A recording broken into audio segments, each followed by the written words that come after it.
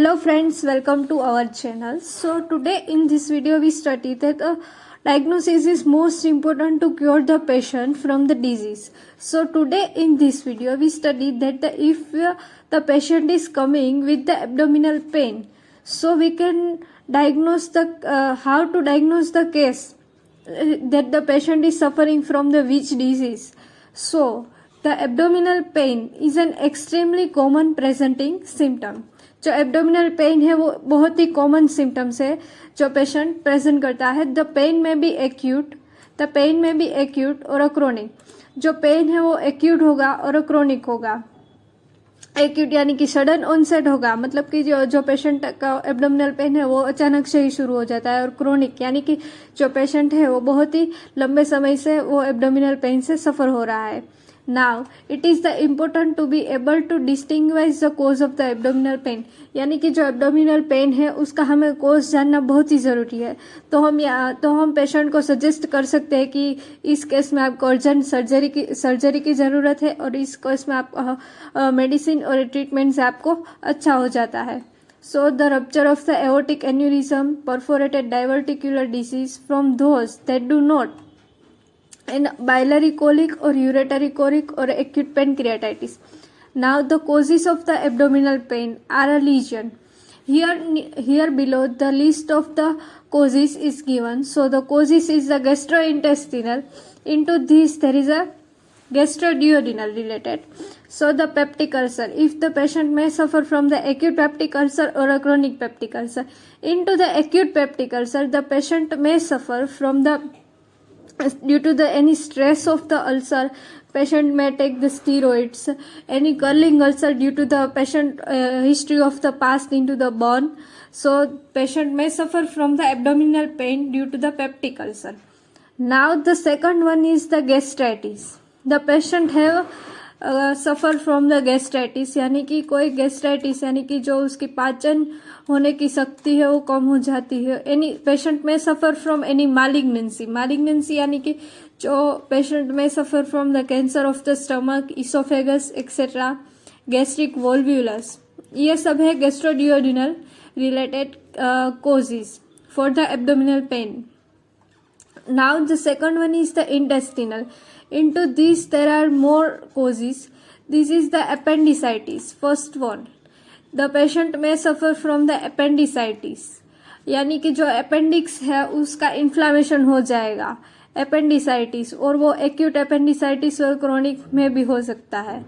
Now due to any intestinal obstruction, if the patient may suffer from any intestinal obstruction, so the abdominal pain is more severe. Now the third one is the diverticulitis, gastroenteritis, mesenteric adenitis, strangulated hernia. अगर strangulated hernia होगा तो भी patient को abdominal pain होगा. Now the inflammatory bowel disease, अगर patient को any Bawal disease होगा, और इंट्यूससेप्शन, volvulus or any tuberculosis of the intestine. Now the common in the parts of the world where the TB is endemic, और some parts है world में जहाँ पे वो TB है वो एंडेमिक है. Now related to hepatobiliary system. Into this there is a acute cholecystitis and chronic cholecystitis and cholangitis, and the last one is the hepatitis. So the patient may suffer from these four diseases. So the abdominal pain is become more severe at the right iliac fossa. Into the liver region, the patient may feel the abdominal pain. Now the pancreatic. Into this there is a acute pancreatitis and chronic pancreatitis and the malignancy. Any cancer of the pancreas may cause the abdominal pain. Now the related to the splenic. Into this there is an infraction due to the loss of the blood supply or any poor blood supply. There is a splenic infraction is occur, and there is if the rupture of the spleen is occurred, the patient may suffer from the abdominal pain. Now the next one is related to the urinary tract.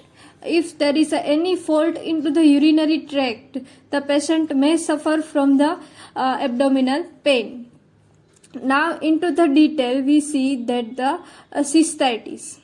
there is an inflammation of the bladder is occurred, so the patient may suffer from the abdominal pain at the lower region of the abdomen. Now there is an acute retention of the urine. If there is a retention of the urine is occur, acute pyelonephritis, and there is a ureteric colic due to the ureter stone. If there is next one is there is a hydronephrosis. There is an accumulation of the fluid into the kidney is occurs, so the patient may suffer from the abdominal pain. Now the next one is the tumor. Any tumor present into the urinary tracts may cause the abdominal pain and also pain at the pelvic region. Now next one is the pyonephrosis, and last one is the polycystic kidney. There is into the polycystic kidney there is a cyst like formation into the kidney, and it may be congenital, so it is due to the bone, from the bone, polycystic kidney. Now the next one is the gynecological causes.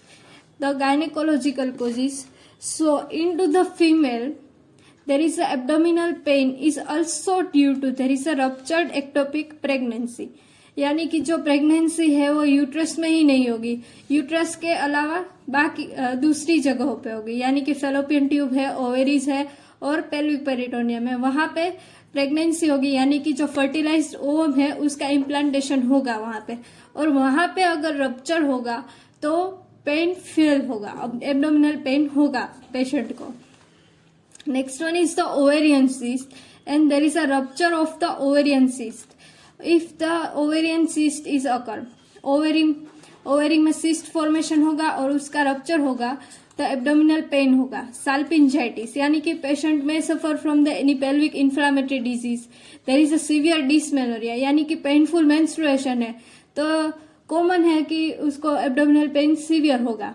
Now next one is the endometriosis, यानी कि there is a implantation of the endometrium at the outside of the uterus, यानी कि जो endometrium है वो uterus पे growth नहीं करेगा, वो जो है वो ओवेरी पे जाएगा या फिर फेलोपियन ट्यूब पे जाएगा और पेरिटोनियल कैविटी में जाके वहां पे ग्रोथ करेगा और वहां से वो शेडिंग होगी, और so it's called the endometriosis. So endometriosis is also cause the abdominal pen. And endometriosis यानी कि जो एंडोमेट्रियम है वो इम्प्लांटेड होगा ओवेरी पे, तो वहां पे वो ओवेरियन सिस्ट फॉर्म करेगा और वो जो है वो रेड होगा और उसके बाद वो चॉकलेट कलर का होगा, तो उसे हम चॉकलेट सिस्ट भी कहते हैं. तो उस चॉकलेट सिस्ट की वजह से भी एब्डोमिनल पेन होगा. Now the next one is the red degeneration of a fibroid. Fibroid की वजह से भी एब्डोमिनल पेन हो सकता है. जो फाइब्रोइड होगा वो ऑफ कोर्स वो डिजनरेशन में जाएगा, so there is a red degeneration of a fibroid is occurred, so the female may suffer from the abdominal pain. Now next we see that the vascular causes for the abdominal pain. So the vascular causes into this there is a aortic aneurysm, mesenteric embolus, mesenteric angina, mesenteric venous thrombosis, thrombosis है, embolism है, ischaemic यानी कि कोई poor blood supply की वजह से होगा, acute aortic dissection, इन सभी की वजह से पेशेंट को एब्डोमिनल पेन होगा. Now next one is that is a peritoneum causes. Into this there is a secondary peritonitis and primary peritonitis. Now due to any infection, if there is a peritonitis is occurred, so the patient may suffer from the abdominal pain. Now the next one is there is a abdominal wall. If there is a strangulated hernia is occurred, rectus sheath hematoma and the cellulitis, these three causes of the abdominal wall may cause the abdominal pain. Now the next one is there is a retroperitoneum. There is a retroperitoneal hemorrhages occur. Example like anticoagulants. Retroperitoneal यानी कि retroperitoneal haemorrhage होगा, bleeding होगा, इसके लिए भी patient को abdominal pain होगा. Next one is there is a referred pain. Referred pain यानी कि पेन शिफ्टिंग, जो कोई भी ऑर्गन है वो डिफेक्ट होगा पर पेन दूसरी जगह पे होगा, उसे हम रिफर्ड पेन कहते हैं. So the next one, into deferred pain, there is a myocardial infarction, pericarditis, testicular torsion. Myocardial infarction होगा, पेरिकार्डियाटिस होगा, प्लूरसी होगी, यानी कि एनी हार्ट डिसीज हो गया और एनी लंग डिसीज हो गया, may cause there is a referred pain. जो यहाँ पे है हार्ट डिसीज में है और लंग में जो डिसीज हुए हैं उसका पेन कहाँ पे जाता है, एब्डोमिन में जाता है, तो ये हुए referred pain. Next one is there is a medical cause, hypercalcaemia, uraemia, diabetic ketoacidosis, sickle cell disease, Addison's disease, acute intermittent porphyria and tabes dorsalis, ये सब डिसीज है जो ऑल्सो एब्डोमिनल पेन पेशेंट में suffer from this. Now next one is, जो patient abdominal pain की complain लेके आता है तो हमें क्या क्या हिस्ट्री लेनी है। So into history, first of all age, certain conditions are more likely to occur into the age groups. Example like mesenteric adenitis into the children, diverticular disease into the elder. So the age is more important due to, because कुछ disease है वो कुछ ही age group में होते हैं, यानी कि कुछ चिल्ड्रन में कॉमन होते हैं, कुछ ओल्ड एज में कॉमन होते हैं, ऐसे। तो age is more important in history. Now next one is there is a history of the pain. So the pain कब स्टार्ट होता है वो सब हिस्ट्री लेनी। इसमें there is a time and mode of the onset. तो pain कब start होता है, पेन कब स्टार्ट होता है, मॉर्निंग में, इवनिंग में, नाइट में, और उसका ऑनसेट कैसा है, मतलब कि सडन ऑनसेट है और 2-3 दिन से सडन और ग्रेजुअल, मतलब कि धीरे धीरे आता है और अचानक से ही आता है, ये सब पेशेंट को पूछना है। Now the character of the pain, dull है, क्रैम्पिंग है, sharp, burning, there is severity of the pain is more important. Pain की सीवियरिटी कैसी है वो पेशेंट को पूछना है।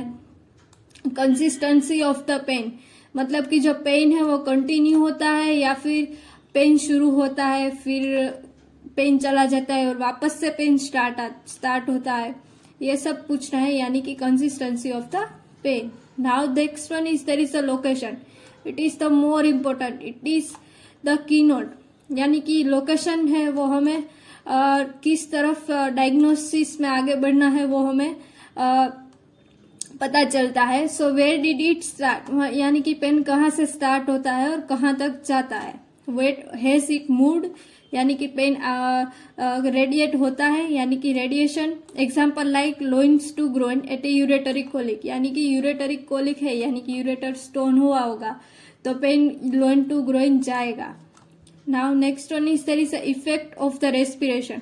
अगर आपको एब्डोमिनल पेन हो रहा है तो आपको रेस्पिरेशन, यानी कि सांस लेने में कैसी तकलीफ हो रही है या नहीं हो रही है। मूवमेंट, आपको एब्डोमिनल पेन हो रहा है तो आप मूवमेंट कर सकते हैं या नहीं कर सकते हैं। कुछ खाने से पेन बढ़ता है या कम होता है।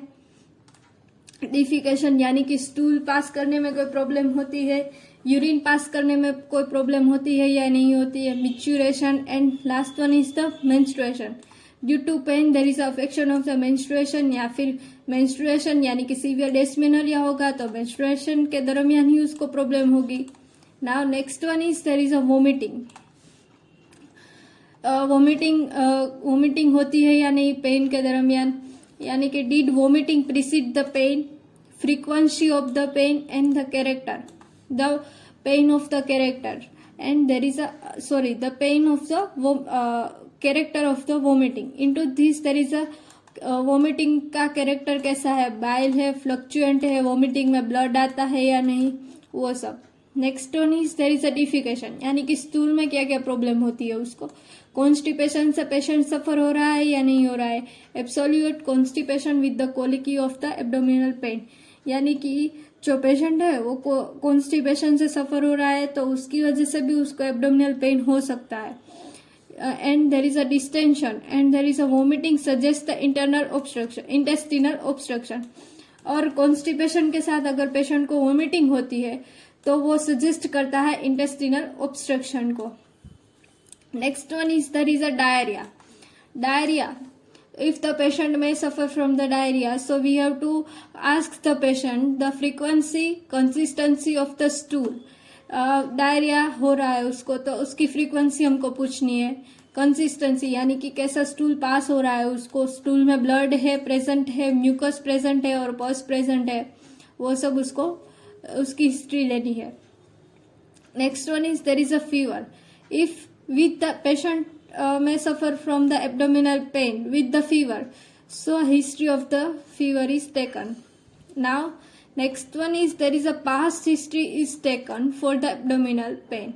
Into this we have to ask the patient there is any previous surgeries into the past. Example like adhesion may cause the intestinal obstruction.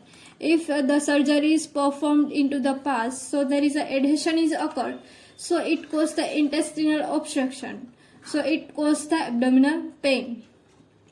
Any recent trauma, example like delayed rupture of the spleen, कोई delayed rupture of the spleen हुआ होगा, any recent trauma यानी कि कोई injury हुई होगी, उसकी वजह से ट्रोमा हुआ होगा और उसको रप्चर ऑफ द स्प्लीन हुआ होगा। Now any menstrual history, into this there is ectopic pregnancy.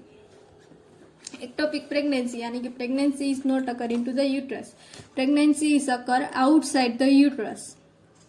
Examination. Now if the patient is coming with the abdominal pain, so we have to examination is done. So what we examination? First of all, general examination. Is the patient is lying comfortably?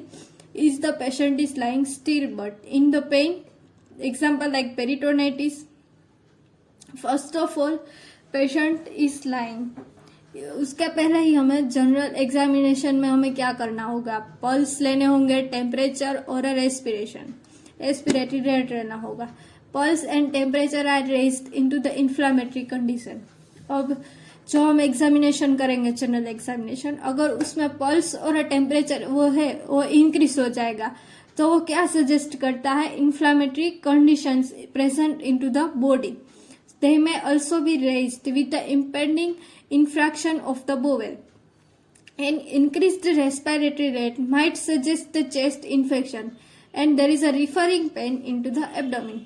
यहाँ पे ये बात आई है referred pen की, जो increased respiratory rate है यानी कि जो रेस्पिरेटरी रेट है वो इंक्रीज्ड हो गया है, तो वो क्या सजेस्ट करता है कि there is a infection into the chest, यानी कि जो चेस्ट में वो इन्फेक्शन हुआ है या फिर लंग्स और हार्ट का. So there is a pain is a referred type. So pain is referred to the abdomen. Next one is that there is a cervical lymphadenopathy associated with the mesenteric adenitis, यानी कि जो lymph nodes है उसको भी हमें examination करना है उसका भी. Now next one is there is a chest examination. Into this there is a referred pain from the lobar pneumonia. If the patient is may suffer from the lobar pneumonia, so there is a referred pain is goes into the abdomen. Next one is there is a abdominal examination. Into this there is a 4 parts: inspection, palpation, percussion and auscultation. Into inspection, does the abdomen move on respiration? उस पर हमें वो क्या ध्यान देना है कि जब पेशेंट है वो सांस ले रहा है तो जो एब्डोमिन है वो मूव कर रहा है या नहीं, एब्डोमिनल पे कोई स्कार्स है, विजिबल पेरिस्टाल्सिस यानी कि जो पेरिस्टाल्सिस मूवमेंट है वो विजिबल हो रही है नहीं, एनी हर्नियल ओरिफिस वो है हमें चेक करना है. Are there any obvious masses, any mass is present into the abdomen, like example like a visible pulsatile mass. अगर कोई पल्सेटाइल मास एब्डोमिन में प्रेजेंट होगा तो वहां पे हमें इंस्पेक्शन, हम जब एब्डोमिन को देखेंगे तब वहां पे हमें पल्सेटाइल मास देखने को मिलेगा. Next one is the palpation. So the patient को हमें बोलना है कि आप रिलैक्सली लाइंग आराम से सो जाइए और हमें उसको जेंटली पाल्पेट करना शुरू करना है उसके एब्डोमिन को, और फ्रॉम जो पेनफुल साइड है वहां से थोड़ी दूर से हमें पाल्पेट करना शुरू करना है. सो उसमें हमें क्या क्या चेक करना है कि कोई मास प्रेजेंट है, हर्नियल ओरिफिस है, वो सब हमें चेक करना है. और हम जब पेशेंट को पाल्पेट कर रहे होंगे उसके एब्डोमिन को, तब हमें उसके फेस को भी देखना है कि कहाँ पे पेन ज्यादा है, वो उसके फेस एक्सप्रेशन से हमें पता चलेगा. Next one is the percussion. if there is a tympanic node with the distension with the intestinal obstruction. And if तो हम परकशन करेंगे तो हमें डल नोड और वो सब सुनाई देगा, तो उसके ऊपर से भी हमें पता चलेगा. Next one is the auscultation. Take your time. Example like 30 to 60 seconds, and there is a silent abdomen of the peritonitis, high pitched tinkling bowel sound of the